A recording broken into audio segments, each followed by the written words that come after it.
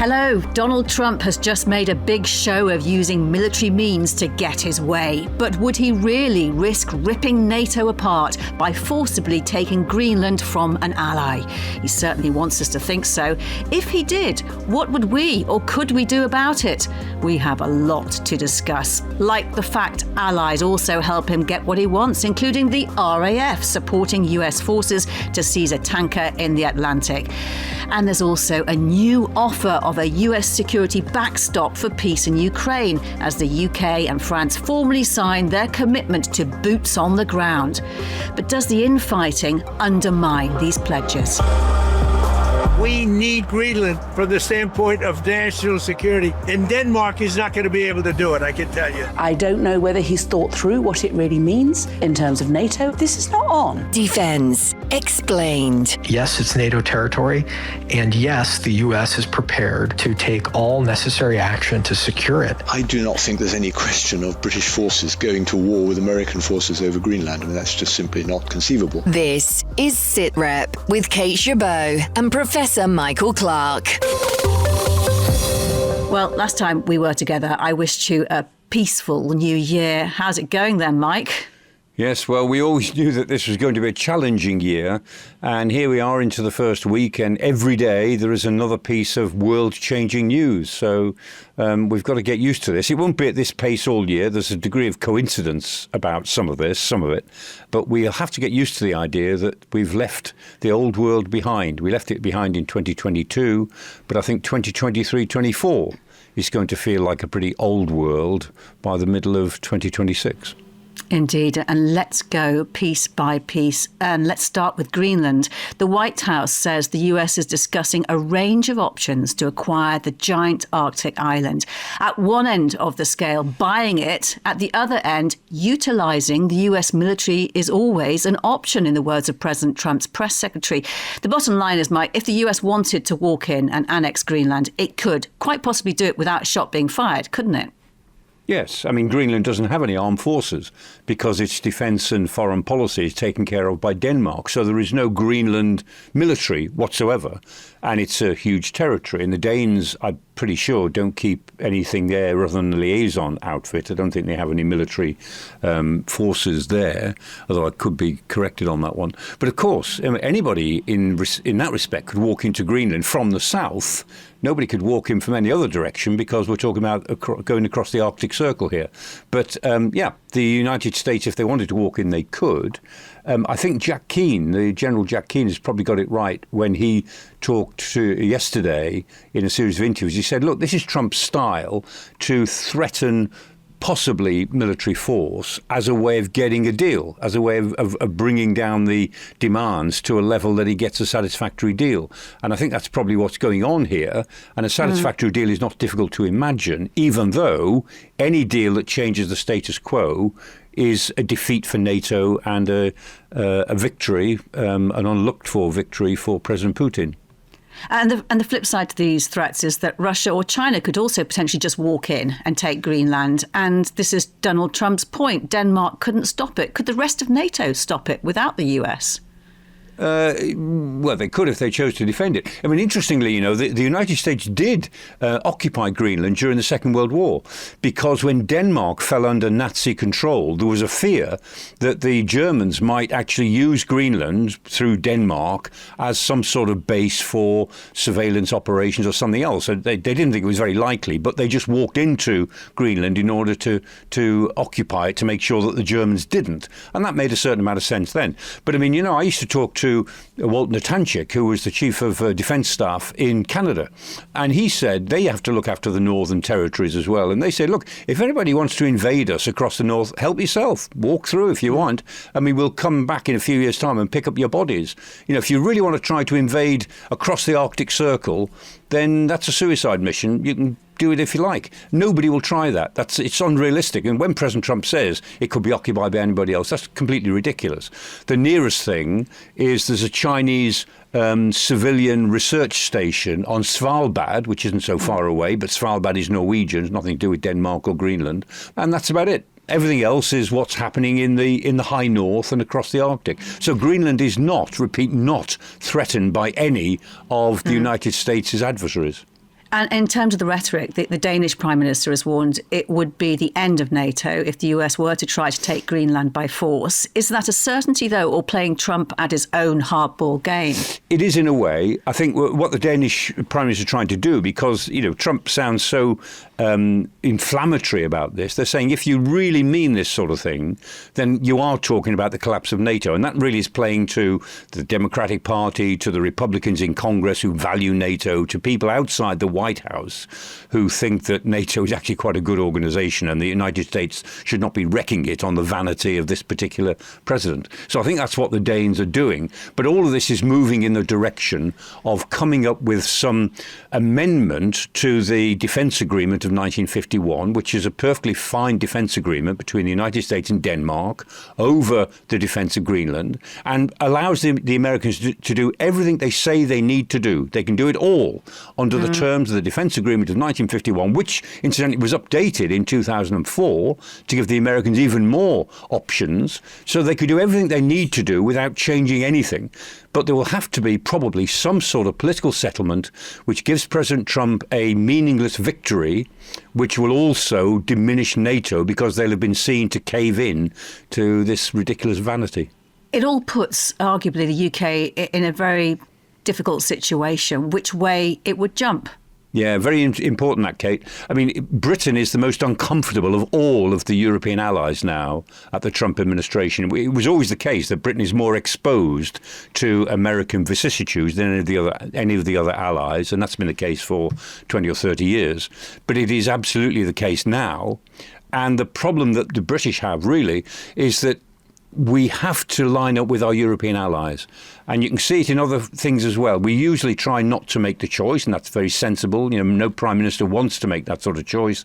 But here we are.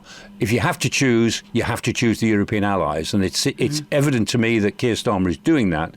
And you can see it in other non-related issues as well. As we're pushed, then we have to stick with our European friends at a time when the transatlantic relationship is now close to meltdown. Well, let's get some insights from someone who understands the politics, the diplomacy and the military reality of all of this. Lord Peter Ricketts, former UK National Security Advisor and also former ambassador to NATO. Well, Trump loves to deal in unpredictability, doesn't he? And I would have said when he first came into office that this sounded more like bluster and bravado with the aim of getting a closer relationship with Denmark on Greenland. Now I'm less sure. I mean, I think he feels he's on a roll. He feels he's sort of invincible after the assault on Maduro in Venezuela. And therefore, I don't think we can rule anything out. But it does mean that he signaled very clearly his intentions, and it's now up to the Europeans working with Denmark, I think, to try and give him the best answer we can, which will keep this problem within the bounds of NATO and deal with it collectively as allies. That was very much the message, I think, that the Allied leaders put out in their joint message before the summit with Zelensky. And NATO's famous Article 5, an armed attack on one is an attack on all. Has the alliance ever set out how that actually applies in the event of a blue-on-blue conflict between two allies? No, they certainly haven't. And that was a million miles from the minds of the framers of the Washington Treaty in 1949. I think if we get to a point where one ally annexes by military force territory of another ally, then that breaks the fundamental compact of trust which is at the heart of NATO. And NATO would no longer be an effective alliance at that point. Structures would no doubt survive, but I don't see how the NATO treaty could continue to work if one ally has attacked another. And did you ever hear it even discussed as a theoretical in your time at NATO? And there were moments of tension, for example, between Turkey and Greece over Cyprus, but it never reached this point of one threatening to occupy part of the other's country, and that was dealt with within the NATO framework. So no, this is completely uncharted territory, and as you say, it would do massive damage to the underlying trust that really is the essence of the NATO alliance, and so Allied leaders are right to do everything possible to head it off. And you're a very experienced diplomat, 40-odd years. Could all this simply be Donald Trump's signature hardball diplomacy to get a good deal around a negotiating table? Yes, it could. I think we can draw a distinction a bit between Venezuela and Denmark and Greenland. Venezuela, of course, run by a very thuggish dictator, long in the sights of the Americans, indicted in America for drug running. Denmark is a very different kettle of fish. And I think any action by Trump that threatened real damage to NATO would run into big problems in Congress, where there is a serious number of Congress people on both sides of the aisle who value and support NATO and have done for many years. So, yes, it may be that what Trump is aiming for is a much closer relationship. The whole thing is very bizarre because the US and Denmark already have a bilateral treaty that allows the Americans to station pretty much any number of troops they want in Denmark. I think during the Cold War they had over 10,000 troops there, much reduced since then. So there are the mechanisms already existing for the US to take a much bigger role in Greenland alongside other NATO allies and with their agreement. And that statement from the UK, France, Germany, Italy, Poland, Spain and Denmark, Greenland belongs to its people and only Denmark and Greenland can decide on matters concerning their relations. Is that good enough?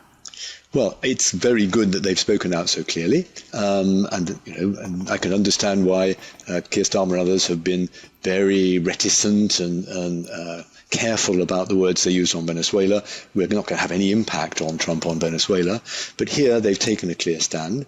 I think it would be even better if it was followed up by concrete ideas as to how Europeans could increase our own military presence in Greenland alongside the Americans, a kind of reassurance force, if you like, in Greenland of the kind that's being designed in Ukraine, to give the Americans every possibility to see that there's a better way to deal with their justified anxiety about security in Greenland rather than talking of annexation or buying it up.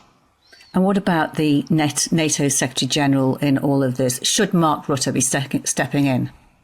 Yes, I think Mark Rutte has a good relationship with Trump. I think it might be time for him to go to Washington and sit down quietly and talk to the president about the realities and the damage that would be done by any kind of hostile move, whether military or not, because, it's time to flex all the relationships we have with Trump.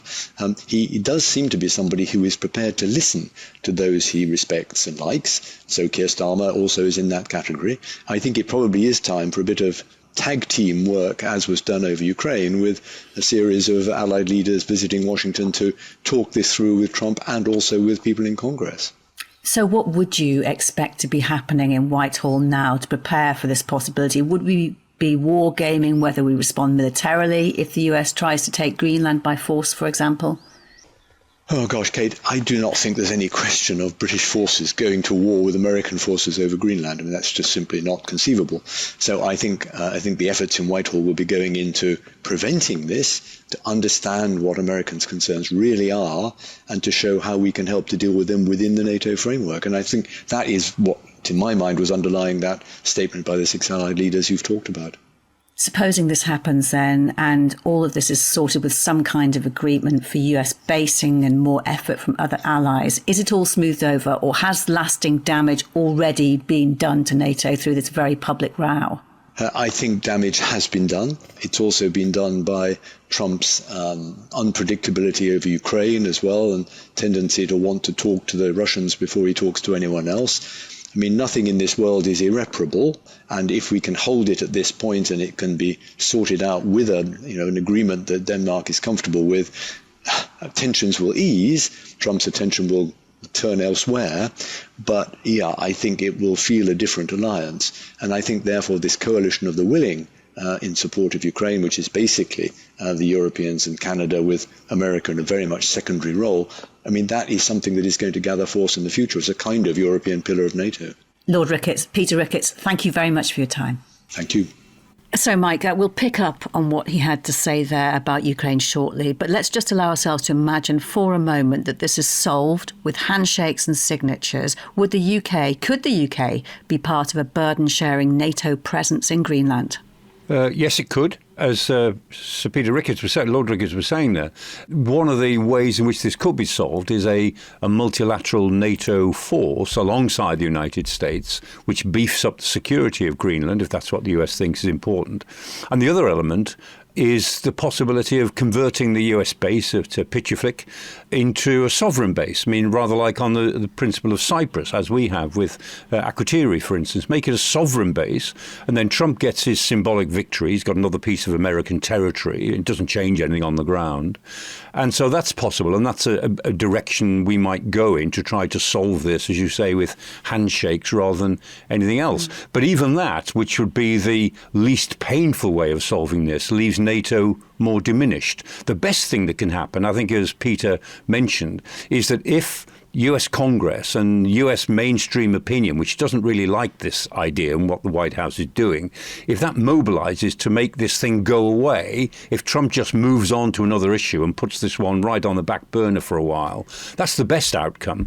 Because any negotiated outcome, even the sort of negotiated outcome I've just indicated, will leave NATO diminished because it had to move in response to American colonialist bullying, which is what it is. And does this raise the risk of Russia and China making some kind of preemptive move on Greenland? No. Russia and China don't have any preemptive ideas, I don't think, on Greenland. I mean, they're interested in Greenland's resources, as everybody else is, and that would be a matter for market forces and deals which they may look to do. But this Greenland crisis has created acute shortages in Moscow and Beijing of popcorn. They're really seriously short of popcorn. They're sitting back on their sofas and they are loving this. And if they're short of anything, it's popcorn. So, Mike, you see this as another example of President Trump being the gift that keeps on giving for President Putin. Yet at exactly the same time, the US has now said President Trump stands strongly behind security protocols for any Ukraine peace deal. If nothing else, Mike, it underlines how crazy the first week of 2026 has been. Yes. And the idea that President Trump stands strongly behind security protocols as a result of the Paris meeting has come from who? Steve Witkoff. And Steve Witkoff leaves every meeting parroting the things that whatever the talking points were of who he was speaking to. No, he's a nice and accommodating man, but he is lost in the world of international diplomacy. And if Witkoff says this is what Trump believes, don't believe it. And the fact is already in the last 12 hours or so, the White House is backing away from the sort of language that Steve Witkoff used and has been being used in this memorandum that's come out of Paris.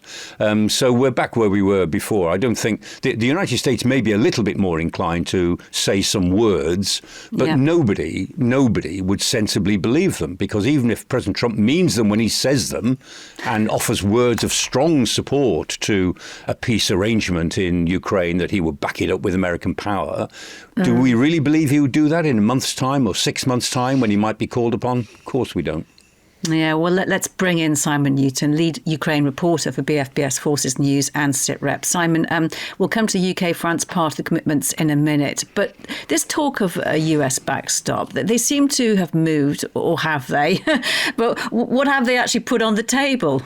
Well, I have to go back to what Mike's saying, really. I think there seems to be a vast cavernous gap between what was sort of discussed at the end of that meeting with Witkoff and Jared Kushner standing up and making these assurances, and what we've actually seen sort of written down on paper within that actual document itself. I mean, within the draft document, there was some commitment for the US to support Ukraine in the case of an attack, a kind of Article 5 style kind of assurance. But a lot of this stuff was ripped out at the actual final signing stage of the document, which is actually only signed by the actual coalition of the willing in the end, not the Americans. So the overarching idea of it all was going to be the Americans were going to they're going to offer some sort of ceasefire monitoring using kind of drones and sensors and things.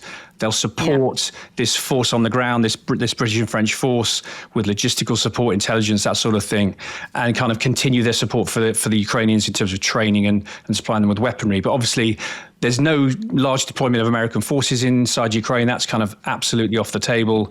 And there's also no route in the American eyes towards, NATO membership. So lots of warm words, lots of good optics having them there. But really, at the end of the day, Mike's absolutely right. I think the Ukrainians will not be looking at this as any huge security guarantee.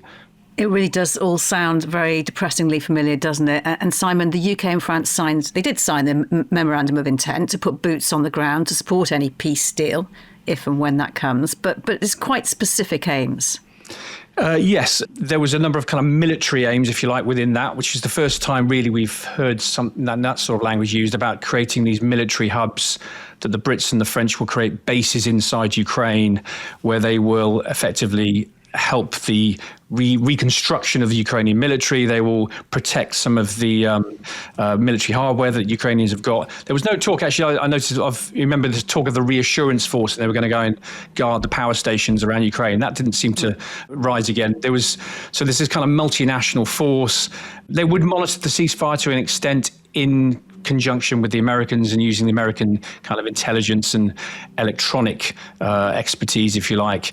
But this kind of feeds into that 100-year agreement, if you remember, that the Brits signed with the Ukrainians, that we have a legally binding agreement to help them in the future. So the only kind of concrete stuff we heard really was about these military hubs and some possible activity in the Black Sea, demining maybe, and also we could see RAF jets, for instance, involved in monitoring that ceasefire. Not quite an air policing role, but something along those lines. They probably obviously wouldn't be based in Ukraine, though. So, Mike, is there anything new in this offer from the UK and France, or is it the case that they've now put on paper what they've actually been saying their intent is for months? Yes, largely I think that's true. I mean, I think, all this is political theatre, and sometimes political theatre matters, and it does in this case, because this is all about trying to avoid the idea that Trump will blame the Europeans and Ukraine for the breakdown of any peace talks, which is where we're heading. These talks will break down, I'm certain, and it's the question of who gets the blame. So this is all political theatre directed towards pushing the blame onto Putin to show that the Europeans and the Ukrainians have gone as far as they possibly can, short of absolute surrender, in order to make peace. That's what this political theatre is all about. And the practical element behind it is that the UK and France are saying, look, we do have forces, we would use those forces once we know if there is a political purpose for them. But until there is some sort of peace deal, then we don't know what the mission would be. So we've gone as far as we can in planning terms. If you can now tell us what the mission will be, we'll see what we can do. So there's a practical element to it as well, but the practical element is typically military, saying, we've got a range of options. We can't now land on any of those options until you tell us what the political purpose is. What are our rules of engagement going to be to determine, what is it we're trying to help create on the ground? So there's a practicality there, but that hasn't moved on since last April. I mean, we were at this point after the March meetings in the Gulf, and this sort of April, we went around the circle in April, and we went around the circle again in August, and we're going around the circle again now between November and January, same circle, and we're now 7/8 of the way around the circle this time, and the issue is still the same. We can put troops on the ground if we know what you want us to do with them. So, Simon, what about numbers? What about troop numbers? Do we know what they would be? We don't really. I think Keir Starmer stood up in the comms yesterday at PMQs and was talking about them having a parliamentary vote before any kind of deployment took place, and that's probably when we'd find out how many there are. And there's the headlines we've heard of them saying it'll be less than 7,500, and so those numbers are coming down. If you remember, Tony Radakin was trying to get a force of about 64,000 in the original, then it went down to 25. The Europeans said they couldn't do that either, so it's kind of come down.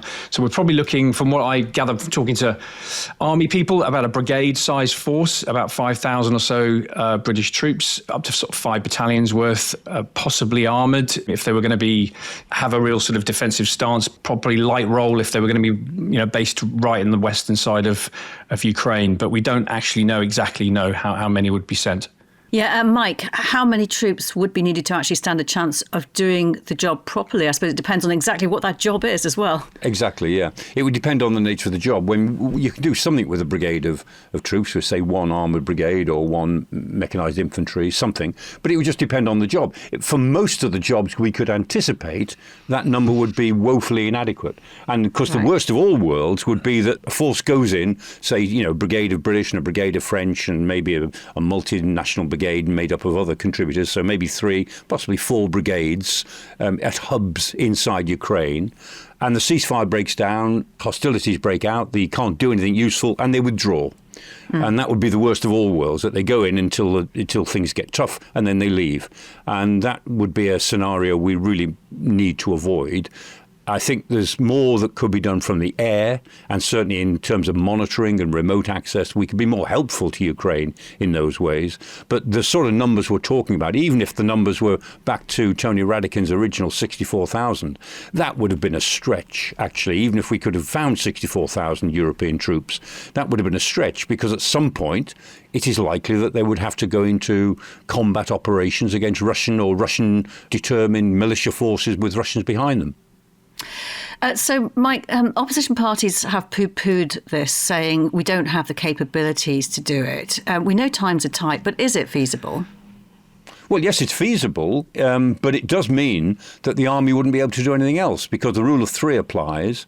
So if we had a brigade in Ukraine, that means 3 brigades are taken out of the plot. So there's a brigade there, there's a brigade preparing to go in, a brigade just coming out, re-rolling, retraining, some rest and rehabilitation, so on. So every number you think of, you've got to treble it, and that is the commitment that the army would be making. A commitment of 3 brigades means, for the foreseeable future, means that it would soak up the discretionary ability for the army to do anything else. And that would be the real problem, that it would lock the army effectively into one big, dangerous, difficult and probably politically pointless job, when there's a lot more that's going to need to be done very soon. Yeah, I was just going to say, the military people I've spoken to this week, the other concern is that the effect it would have on this future soldier programme, on the actual updating and the transformation of the British Army that's ongoing, all the new kit that's coming on stream. And if you put this mission into the middle of all of that, they fear that it's going to kind of disrupt that quite dramatically. So there's also that aspect to the kind of feasibility question about this. And you know, as Mike says, if you're going to be rotating one brigade, you've got to have 2 or 3 in readiness behind them to come through. It's a huge, great presence. I mean, one of them was saying to me that if you were going to do it, one option potentially would be to actually forward base a British brigade, as the Germans have done in Lithuania, and actually have it permanently there rather than having them rotating in and out, in which case you could have a kind of Cold War Germany style thing. But again, you know, the question we're going to come to later is that's absolutely not something Vladimir Putin is going to accept. But that was something that we were discussing. So what do you think, Simon? Mike says we're 7/8 of the way around that circle for a third time. What do you think is going to happen next? Well, I think we've obviously, the military in the UK are very busy. I'm guessing Mike will know more about this than me in terms of getting ready for this, planning this. They've been doing this for some time to see if they can actually make this work. It's a transactional thing for the Americans, I guess. This has to go through Congress, the American side of this agreement. And here we're talking about, and Keir Starmer was talking about having to come up with some sort of legal framework to make this happen. So we are some way away from this taking place. I mean, my big question really is, would the Brits commit on the ground with the French without that American backstop, that sort of American firepower guarantee? Because I wonder whether that would actually ever happen. And I wonder, Mike, given everything that's been happening, you say we'll have no trust in all these promises, but at the same time, do you have any option but to trust them? No, I mean, that's why we're on a political tightrope, because it's political theatre and we're taking a risk here. So in other words, we're saying, look, we'll do all of these things. We don't really believe we'll be called upon to do them because we think the fundamental political issue, i.e. peace in Ukraine, will not be achieved.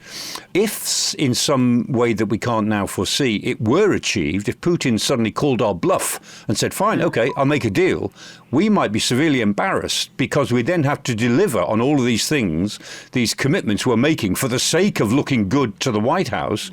We then have to do it. That might be very difficult indeed. So, you know, we are clearly walking a tightrope. We're indicating that we want to support America. We've got lots of reasons to try to do that. We're offering things that we can't really deliver. And if we were called upon to deliver them, we would find that we pay a pretty heavy opportunity cost to do those things, and it would leave us very, very exposed to a United States that at the moment can't be trusted, is a very, very unreliable ally. And yet we have to pretend that we believe in the US, because that's the model we're trying to hold on to that has done us so well for the last 80 years. It looks as if it's out of the window at the moment in the way that the White House under this administration sees the world. And just when we thought we might have one quiet day, the US goes and seizes a tanker that broke through its blockade of Venezuela. And they had the help from the RAF and the Royal Fleet Auxiliary. This is a tanker that on Christmas Eve had its registration moved temporarily to Russia and was apparently being escorted by a Russian submarine, which makes it look pretty bold. Yeah, I'm not sure about this Russian submarine. It was said that the Russians dispatched a submarine and a warship to support it, but they don't seem to have appeared anywhere. And I think the Russians might have made their submarine more obvious if it really was there. I'm not sure that it was. But the point about this tanker, the Marinara, as it's called itself now, it's been known as the Bella 1 to the rest of us since before Christmas, is that it has been seized on the high seas, and all ships are entitled to free passage, but free innocent passage on the high seas. And so what the Americans are saying, and what we are saying, and I think we've got a good case in this particular one, is that ship was not conducting innocent passage in lots of different ways. And that's the argument. It wasn't conducting innocent passage. And also, by changing its registration mid-voyage, which is not allowed, it made itself stateless, so it does not naturally fall under the protection of any one state, and certainly not Russia. But politically, this is the United States, for Venezuela reasons, not for Russia reasons, for Venezuela reasons, ratcheting up the campaign against the Ghost Fleet, and that's a good thing. So we're happy to ratchet up that campaign for Russia-related reasons. We don't talk too much about the Venezuela rationale behind it. So, Simon, what do we know about the British military support in this operation? Well, we know that the UK government received and accepted this request from the Americans to help them. So there was some ISR help, definitely from the Brits. So we provided them with an RC-135 rivet joint signals aircraft, which was flying over that area, effectively kind of hoovering up signals, as we understand, communications, if you like, possibly from that ship. We don't know this is all absolutely true, but this is what the speculation is. That's what they were doing. And there was a P-8 Poseidon aircraft, the submarine hunter, effectively, that are based at Lossiemouth. One of those was also involved in shadowing. And the other element to this was the RFA Tide Force, the Royal Fleet Auxiliary ship, which was providing some sort of RAS, to resupply at sea capabilities to that American cutter that was following this ship, and which was eventually used, we think, to launch this kind of boarding mission. And then, an hour or so after the seizure, Donald Trump posts on social media, "We will always be there for NATO, even if they won't be there for us." Does he not get the contradiction there, Mike, or does it just suit him to ignore it? It's because he just doesn't know. He doesn't know anything about anything when it comes to even recent history. It's just, typical presidential gibberish. I mean, not all that he says is rubbish. And some turns out to be true. Some of it turns out to be quite important. But I reckon about 50% of everything he says or writes is actually gibberish. And I mean, when he says that NATO is not there for them, that's completely and utterly untrue. I mean, when the Americans got themselves into a mess in Afghanistan, NATO came in to support the operation and try to make it work. When Americans got themselves into a mess in Iraq in 2003, NATO nations, not the organization, but 9 NATO nations came in and supported the Americans. And interestingly, Danish forces were there in both cases, in Afghanistan and in Iraq, and they lost troops in support of the United States. And, the only time that Article 5 has been declared was in the 9/11 attacks, when NATO as a whole pledged itself to help in the defense of the United States against what at the time looked as if it might be a heavily coordinated Phase 2, Phase 3 terrorist attack. So NATO has shown in history that it is there for the United States, but he doesn't know that, or he doesn't care to find out. He just sort of lives on instinct all the time. Yes, and now we know that the UK allowed US aircraft to operate from British soil to support this tanker seizure operation in the hours beforehand. But there was also significant US aircraft movements through the UK a few days before, first reported online by open source intelligence, generating a lot of buzz that something big could be on the way. And those movements still don't seem to entirely fit with this tanker operation. So, Simon, can you just explain what these planes are, what makes them special, and why they attracted so much attention? Well, they attracted attention from the plane spotter community, first of all. So they say, the plane spotters would be the first people to know if we were going to war, particularly around Mildenhall and Fairford. So these were special operations, special forces aircraft that were... Well, first of all, we saw a lot of C-17 Globemasters coming in to Fairford. I think up to 14 we've now things. And within those, there were then sightings that there were these Black Hawk helicopters and Chinooks attached, which have been part of this 160th Special Operations Aviation Regiment, the SOAR, which is the unit that was involved in Venezuela and previously has been in sort of Black Hawk Down and the taking of Osama bin Laden. So that obviously piqued a lot of interest. There was also some sightings of some CV-22 Ospreys, the tilt rotor aircraft. They're a kind of favourite of US Special Forces. So everyone was getting very excited about seeing these aircraft. What were they going to be doing? There was even sightings of some personnel fast roping out of those Ospreys inside Mildenhall. So the aircraft themselves are kind of different from your standard Chinooks. They've got upgraded avionics, increased weapons suites, that sort of thing. And then most exciting, I think, for the spotters particularly, were the sightings of these AC-130J Ghost Rider gunships, what we would have called a Hercules, effectively, with great big machine guns poking out the side, and they've got howitzers on board and can fire Hellfire missiles. Absolute weapons in the air. Those were arriving into Mildenhall. So there was a lot of activity, and a lot of it was obviously clearly linked to US Special Forces, which is what piqued so much interest. And Simon, what happened to those aircraft? Are they still in the UK? Where did they go? Well, that's a good question, because the beauty of this story is that everything's been plotted online by people, tracking stuff. So the Globemasters, we understood, have gone to Germany, but there's also been a lot of activity around the UK of other US aircraft flying to Scotland, possibly linked to what we've seen going on with the tanker. Those Ospreys and the other sort of special operations aircraft seem to still be here. It's just the aircraft in which they came which have moved on. So at the moment, and there are people outside the gates of Lakenheath as we speak with cameras trying to get pictures of these things, they all appear to be still in the UK. What about you, Mike? Did this spike your interest as a plane spotter at all? I mean, US planes do pass through the UK regularly, don't they? How does it look to you? Perhaps we're all over-analysing things a bit after this US action against Venezuela. Yeah, I mean, certainly there is a sense of expectation because, as Simon said, these aircraft have not gone back. So it may be that there's another ship that the US is interested in. The fact that they've got so much force deployed in itself is not so surprising because with these operations, they could easily go wrong.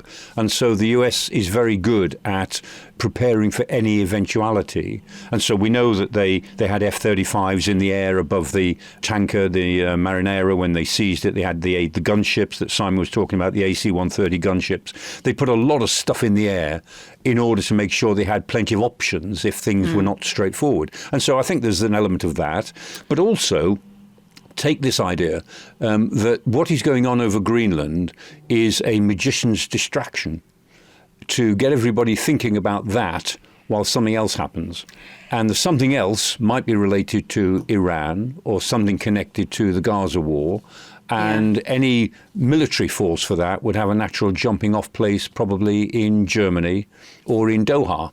At Al Udeid. So we're all interested in whether this sort of big force package goes back to its very sort of comfy bases in the United States, where all this stuff is very secret and is kept secretively, or whether they stay out of theatre, which would indicate that there's something else in the pipeline. So the theory on Iran, on the online chatter about this, is that it could be to do with the unrest there, and that if the regime were to fall, the US might want to go in, secure nuclear sites to prevent terrorists getting hold of enriched uranium. Is that far-fetched, do you think, or does it have potential? I think anything on Iran has some potential now because clearly there is another revolution beginning to take place, a popular revolution in Iran, which the authorities are now suppressing very brutally. And because the stories in the news have been so all-encompassing in the last few days, a lot of people have taken their eyes off what's happening in Iran. It is serious what's happening in Tehran and in some of the other big cities. And so the Iranian regime is under uniquely strong pressure, which it hasn't had to deal with now for at least 5 or 6 years. I think the United States is thinking in terms of where might the opportunities open up, or where might there be certain things that they need to get done, and securing nuclear sites or actually moving in and destroying any other nuclear sites must be part of the agenda that at least is on their list as possibilities. But I think they're looking for opportunities because they feel as if they're on a roll. They feel as if there's momentum now behind this sort of Trump view of the muscular United States engaged in strategic raiding around the world. They're not going to get involved in wars, but it's very addictive to go strategic raiding. And Simon, there's, of course, a NATO exercise on at the moment, Steadfast Dart. Could it simply be for that, or are these planes a bit too specialist for that kind of thing? I mean, it could be for that. This exercise runs until March. It's a kind of test of NATO's rapid reaction forces. So, it could be a strategic kind of redeployment of aviation to kind of fit in with that. As Mike said, these bases are used very frequently as, jumping off points for the American military. But it kind of doesn't fit in a sense that there's been no official confirmation that that's the case, which probably there wouldn't be anyway because it's special operations. But this kind of snap deployment of it, how quickly it happened, where these things came from, Fort Campbell in Kentucky, which is, an special operations, doesn't kind of fit in with that scenario, I don't think. So have we exhausted all the theories? Does anyone want to offer any others? Or are we done? All I would say, Kate, is at the moment, everything is on the table. I mean, President Trump has created so much uncertainty, and he's got this sense that he's in his own bubble. And, Susie Wiles, his chief of staff, said, he has the mentality of an alcoholic. I mean, he's not an alcoholic. He doesn't drink. All right. So he's a teetotaler. But she says he has the mentality of an alcoholic, which is to say that anything is possible. Just as an alcoholic thinks that they can jump off the table and that they can do this, they can do that, and somehow everything is without consequence. That's what alcoholics tend to feel when they're drunk. And she says he has the same sort of mentality. Everything is possible, and somehow the consequences won't really matter. I was just going to say one kind of left field idea that I've heard talked about is that the Americans are getting very good. They're using kind of OSINT technology to their own ends, if you like. If you remember, they sent those B-2 Spirits over the Pacific before they went into Iran as a kind of spoof operation to try and draw attention away and get everyone looking elsewhere. That this whole thing in Mildenhall and Fairford might be something like that, for instance. That's kind of something they're doing. Bit left field, but I guess everything's possible, as Mike says. Yeah. Well, we are almost out of time. Can you believe it? And we haven't even had a chance to discuss the joint French and RAF strike in Syria. The MOD said it hit an underground facility used by the Islamic State terror group, probably to store weapons and explosives. The story got rather lost in everything else that's been happening, but we have an extra edition of the Sitrep podcast online now. Charlie Winter, Chief Research Officer of the intelligence platform Extract, explains why years after the IS Caliphate was ended, the RAF is still flying missions against it. IS hasn't gone away. It remains a very clear threat to regional security and national security.